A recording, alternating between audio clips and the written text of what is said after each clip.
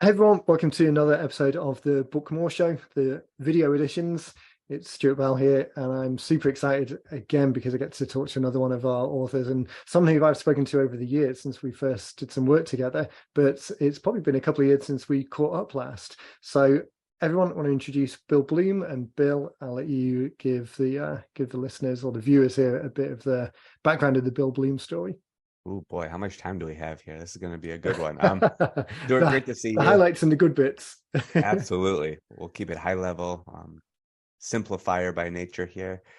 But you know, first and foremost, I'm an author. This is a book show. So I've done 4 books, and I really have become a different person throughout this whole entire process. When you write a book, when you put it out there, your confidence changes, your messaging changes. I think your Right. outlook changes too, because there's so many more new and bigger and better opportunities that come from it. And I am a financial advisor by nature. That's my business. I've started another business. My wife and we have 2 little kiddos. Love sailing. I love reading. And I go for my morning runs and get a reward and get my morning coffee every day. So that's who I am in a very simple nutshell, Stuart. That's hitting highlights. Well, you're talking there about sailing. I think that was the first book we were doing together, talking about the Yachter's Guide to Early Retirement. And back in the time, so I've got a little bit of sailing background, not very much at all, mainly like little dinghies. I love the go-kart effect of them. But that kind of stood out at the time because we were talking to people a lot about that niche specific idea. So not the all-encompassing book that's supposed to be the knowledge tome on the industry, but more that targeting that single target market. So yours obviously stood out for that. But that then led into some others, and the idea of your approach being crystallized in a book and formalized and the framework carrying through, that also is a fascinating idea. So we'll get a chance to dive into both of those. But I guess I start at the beginning. The first one, what was the seed of the idea of taking the conversations that you were having and turning it into a book? Well, I was stuck in an airport for 8 hours. I was in the lounge. We were actually at my friend's bachelor party, and they all booked their flights at like noon. I thought they were all going to do it at night. So my flight was 8 o'clock. So I had 8 hours. So I was just sitting in the lounge, and I had that little blue book. I think I have it here on my bookshelf, where it talks about how you could do a 90-minute book. And I'm thinking to Yeah. myself, what am I going to do with 8 hours of my time? So I did the outline for the book. Wow. I did it in the airport because I made really great use of my time. So that's Yeah. where the idea came from, Stuart. It was really just an aha moment for me. I always wanted to do a book. My company was fairly new at that time, too. It was only a couple years old. And I'm a sailor. I love, love, love working with boaters and power boaters and sailors and people who love being out on the water. That's my passion. And I wanted to create a really simple giveaway for people. It's like a business card, Right. basically. Yeah. And that was where the idea came from. Do it very specific, because when you get very specific, great things happen in your business. And really, some of my very best and fun clients have come from this book, like handing it out. Right. I still promote it in our yacht club's like quarterly newsletter. So it's a really fun tool to show people how you could be a professional in a very, you know, very elaborate yacht club. Right. And it's a great, great process. That I think is such a great point. The idea that it is the establishing part of an ongoing conversation that really establishes you at a certain level. It's kind of you're the guy that wrote the book, and it gives the authority that comes along with it. But I think what we find in conversations with people is that that's almost intimidating in some ways. So you were saying that the business was pretty new at that point. It's not like you had 30 years of experience that you were trying to build into this authority piece. Would what would be the advice to other people? I mean, our advice is always, if you've been in business for more than a year, more than 2 years, you know all of the stuff to start the conversations. You don't have to wait for the perfect time or think that it has to meet a certain level. Yeah, my best advice would be just get the book out there. If you have an idea to write a book, just do it. Don't overthink Right. it. The process was fairly simple working with you guys. I mean, truthfully, it was very, very simple and it was incredible because I'm not a great writer. I know that. Editing is a nightmare for me. And going back to the whole strategic coach aspect, Dean created Who Not How, and then Dan took that Right. to a whole nother ionosphere with Ben. So finding the right people to do the work for you is so incredibly important. And I'm sure, Stuart, a lot of people say, 90 minutes, can you really do a book in 90 minutes? The whole process did not take a ton of time. I'm Yeah. sure it's evolved for you guys too. I'm sure it's really evolved Yeah. because this has been years now. But for me, it was really, really easy. And the things that come from it in the background are really the special parts because I've had people read the book. They say, you know what, this really, really helped me a ton, a ton, a ton. And then I was selling the book on Amazon. I think it was like $9.99. And I had a friend say to me, Bill, this is not a $9.99 book. And that was great feedback too. Now I Yeah. give them all away for free on my website. So you can download it. There's no emails. I don't take any of your data. They're free and open for anyone to read. And I think that's Yeah. the way it should be. Because you and I both know, Stuart, if we're looking to sell a million books, like millions of books, that's hard to do. Yeah. That's an outlier. But I was it's listening more, to the sorry, just on that point on the sales, I was listening to we were dialed into the Genius Network event that's going on at the moment yesterday.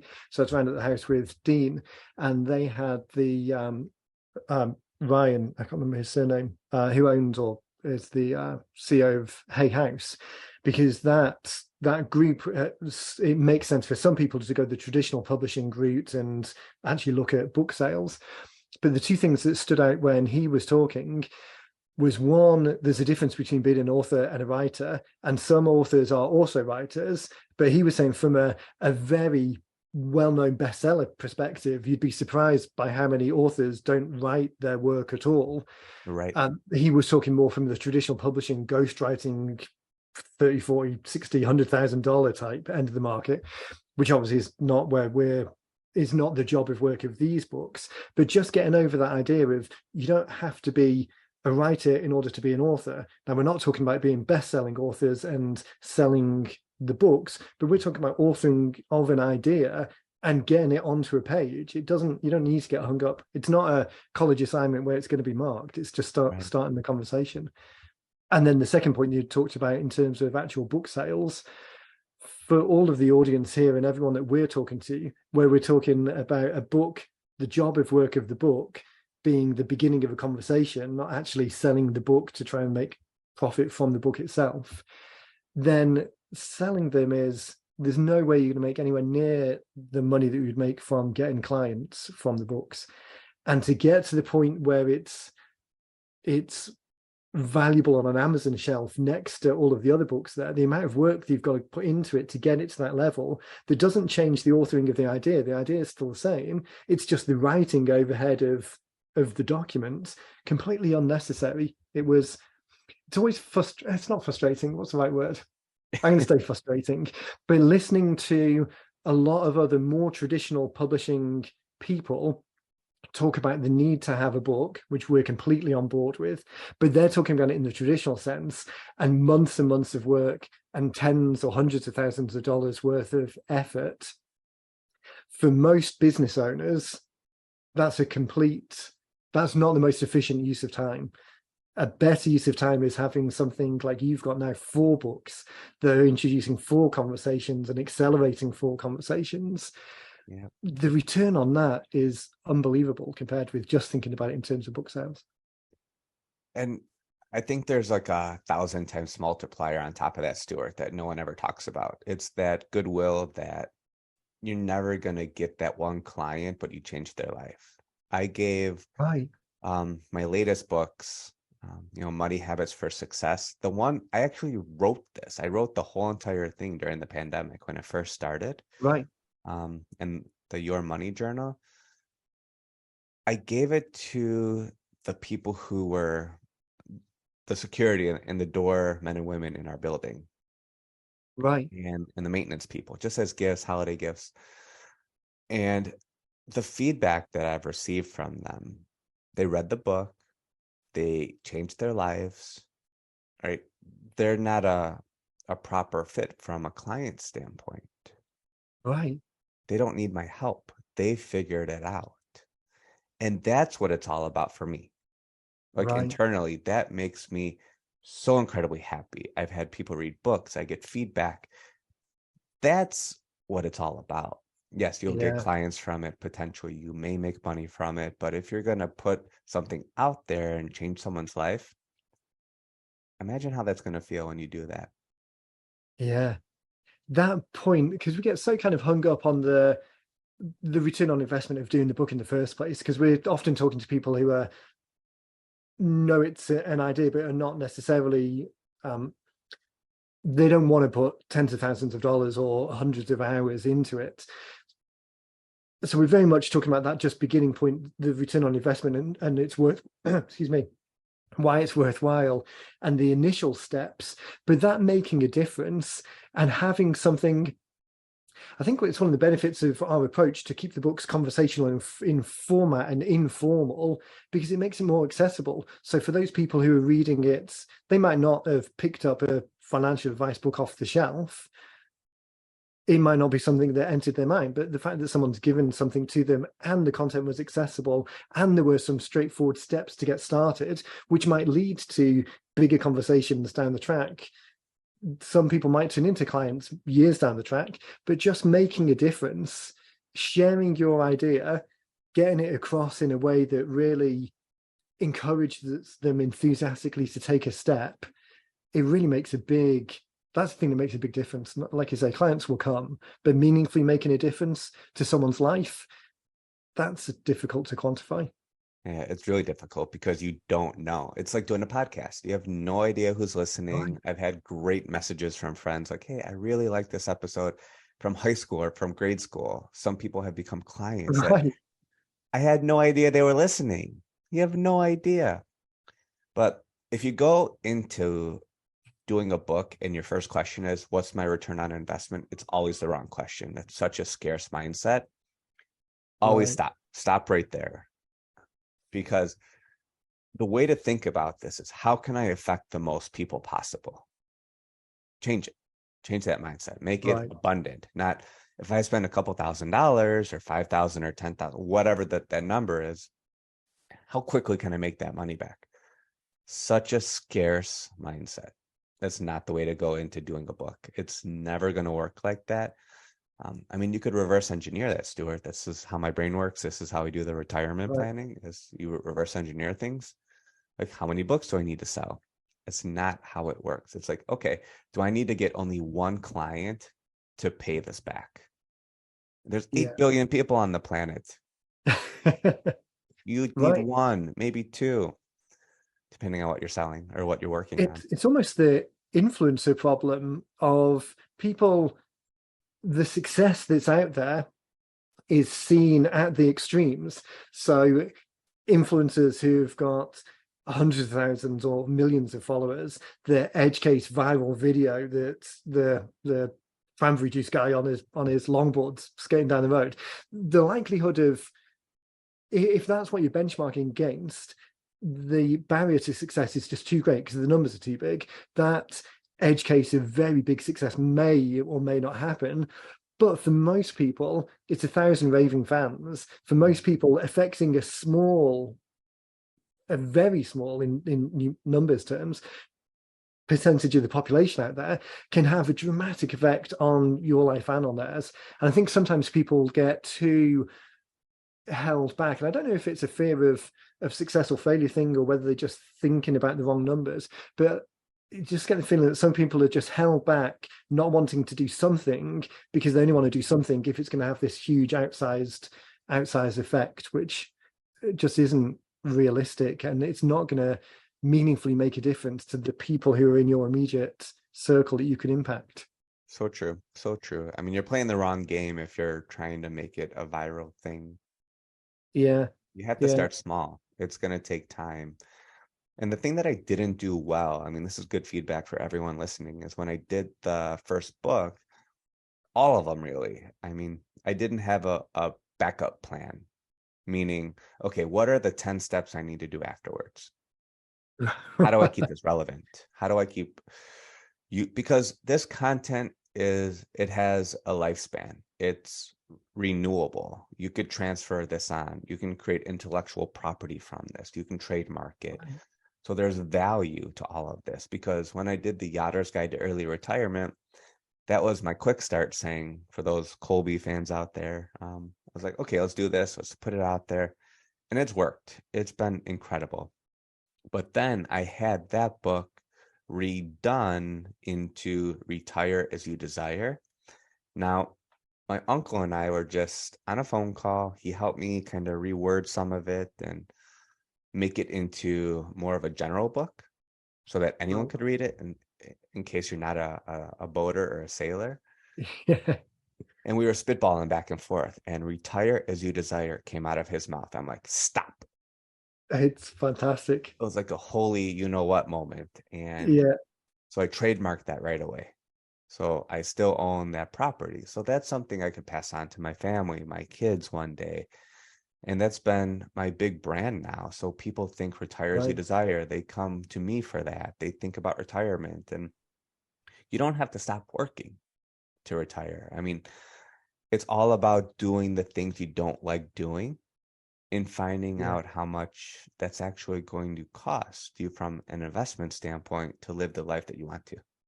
Getting rid of right. those crappy things, like Dan Sullivan always says, my dear friend and mentor.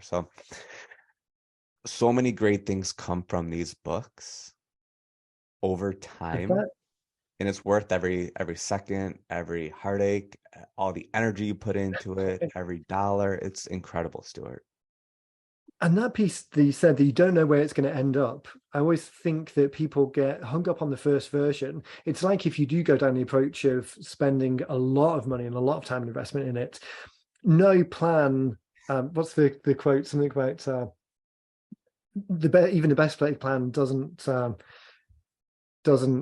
survive the first contact with the enemy, Right. or the Mike Tyson one of everyone's got a plan until they get punched in the face. This idea of putting all of your time and investment into something that hasn't yet been tested, you don't know which direction it's going to be. Get the first thing out there and then be open and willing to pivot. So there was a bit that I really love. I mean, apart from the title, I mean, that's just such a fantastic title, extra bonus to your uncle.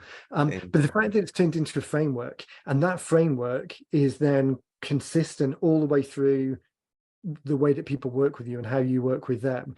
And the fact that you can tie in other assets down the track because you've named it and claimed it, and you've got tentpole pieces throughout or milestones throughout the process that people can very easily understand and picture where they are on the journey. So this bigger asset and property creation that you were talking about probably wouldn't have happened if you'd have tried to plan it first and then put all of the building blocks in place. It really comes from that development and real world feedback. But the amplification of it is, as you can see from the images behind you there on the wall, that kind of amplification of the main points. It's such a great way of introducing people and helping them make the most of their journey. Yeah, I mean, talk about money is hard. People are very scarce with a mindset around money. And when you hear Retire as You Desire, it makes you smile.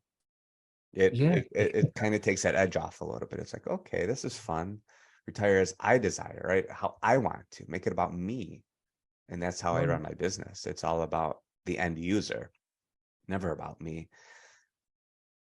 None of this stuff would have happened. I don't know where my business would be. I don't know where my life would be.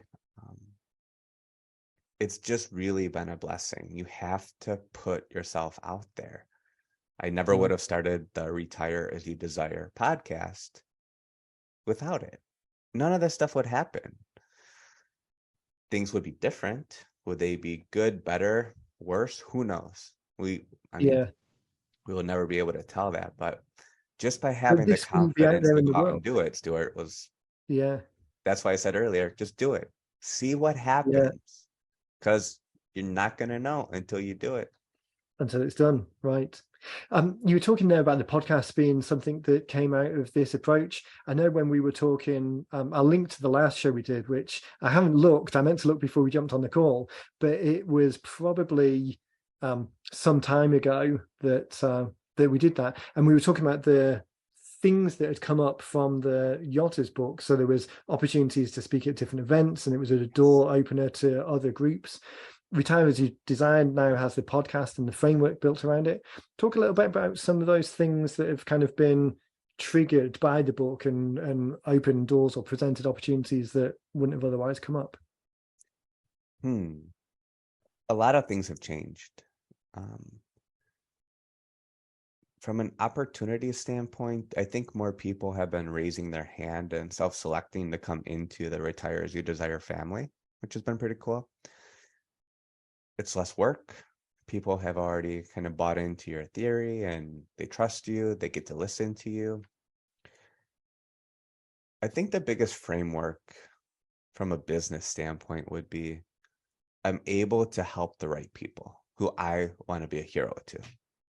It's Right. made my business very specific and very focused because again, you don't need 8 billion people as your client. You need a handful. You Okay. need 1,000 raving fans.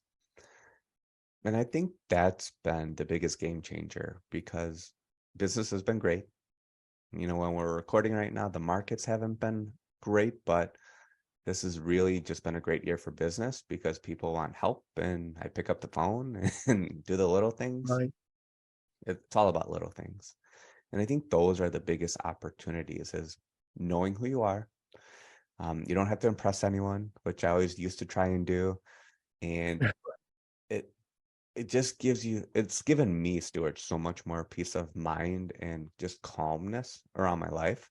Knowing I don't have to run around like a chicken with my head cut off, looking for every single person with a pulse to become my client. It's Yeah. really mitigated all of that. And that's just been the evolution from the Yachter's Guide to Early Retirement to book 4.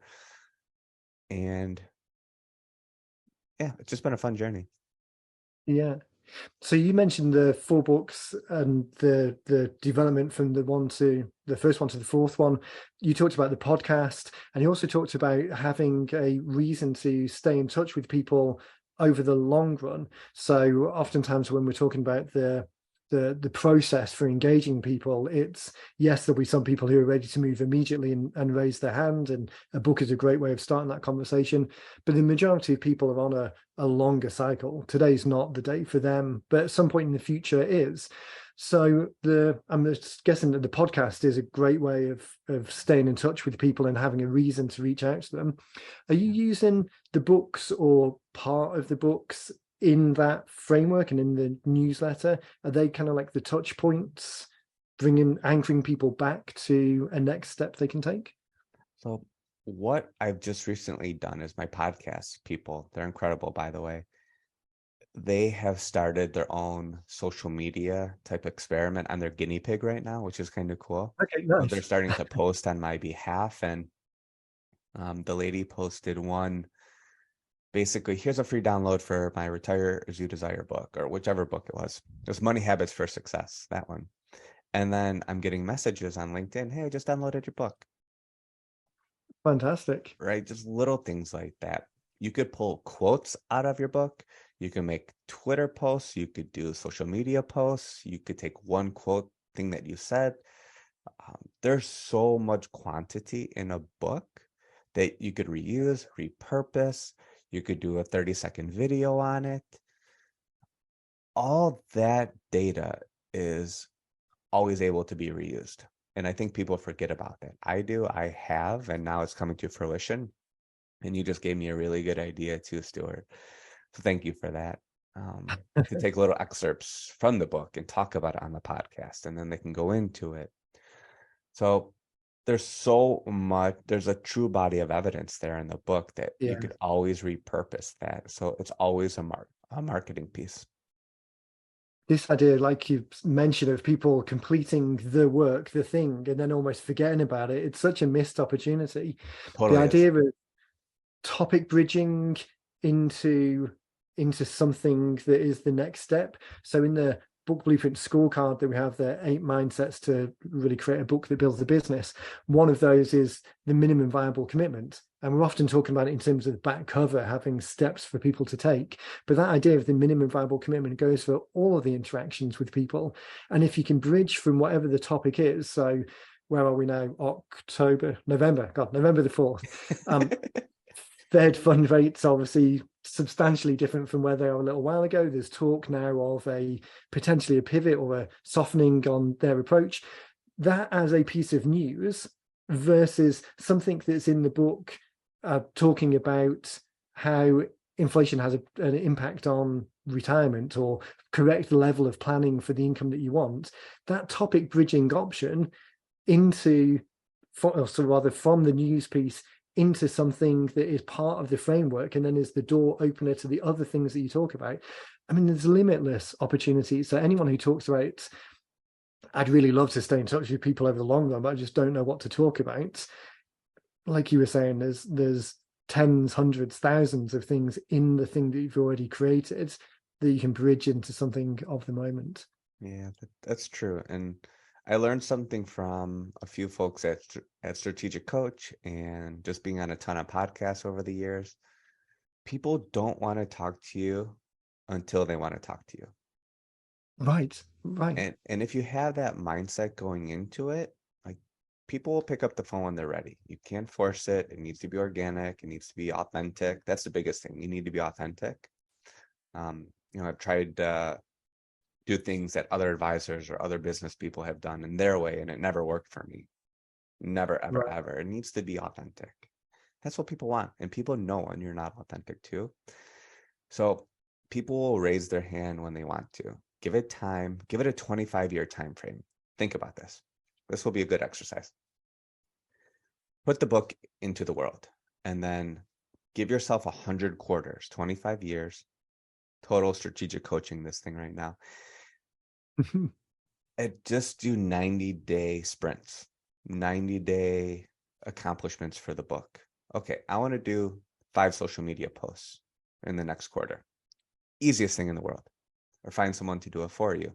The next quarter, I want to be on 2 podcasts. You could do that. Do things like that. Give yourself a longer time frame, and you're not going to be upset or worried or really ask yourself that terrible question. What's my return on writing this book? It's just a Yeah. mindset thing. Right. Missing the benefit of the long term for Totally. the getting caught up in the short term. Yeah. Yes, yes, I'm yes. super grateful for your time today. It's always great to check back in with people. I want to make sure we give people the opportunity to get more Bill Bloom if they're looking for more Bill. So where's the best place for people to check out to understand a little bit more about what you're doing or So, be inspired by some of the ideas that you've got? oh, I'm always coming up with ideas. I'm a futurist in ideation for my strength finder. So that's just how my brain works.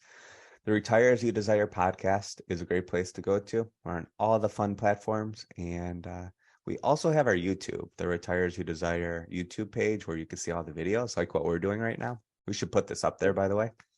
Yeah. And if you go to retireasyouDesire.com, see, there's a theme here. All the books are on the website for free. It's at the bottom of the page. Click on the books. You do not need to put in your email. I don't need your phone number. I don't need anything, no information. You can download all 4 books for free, no cost, and hopefully it changes your life in the most positive way. Yeah, for sure.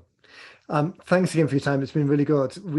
I'll look back once we drop off the call. I'll look back to when it was that we last spoke, and I'm sure I'll be shocked and horrified by how long it was. So we'll But definitely have to make it not so long next time and check back in. I'll make sure that we've got links to Retire As You Desire and the podcast and the YouTube channel in the show notes. So as you're listening and watching this, head over to bookmore.show or 90minutebooks.com in the podcast section, and then we'll have all of the links down there. And Bill, just again, thanks for your time. It's really, really, as we were saying just before we recorded, I get to speak to people all the time about the books they're creating. I get to speak to fewer people sometime afterwards to see how they're using them. But every time I do, it really kind of reinforces the passion that people have got to get their message out. So really excited that we could get to share this with more people. So thanks again for your time. So happy to be here. Go write your book, go take care of business, and just put it out there in the world and let the magic happen. Fantastic. Thanks, everyone. Thanks, Bill. We will catch you on the next show.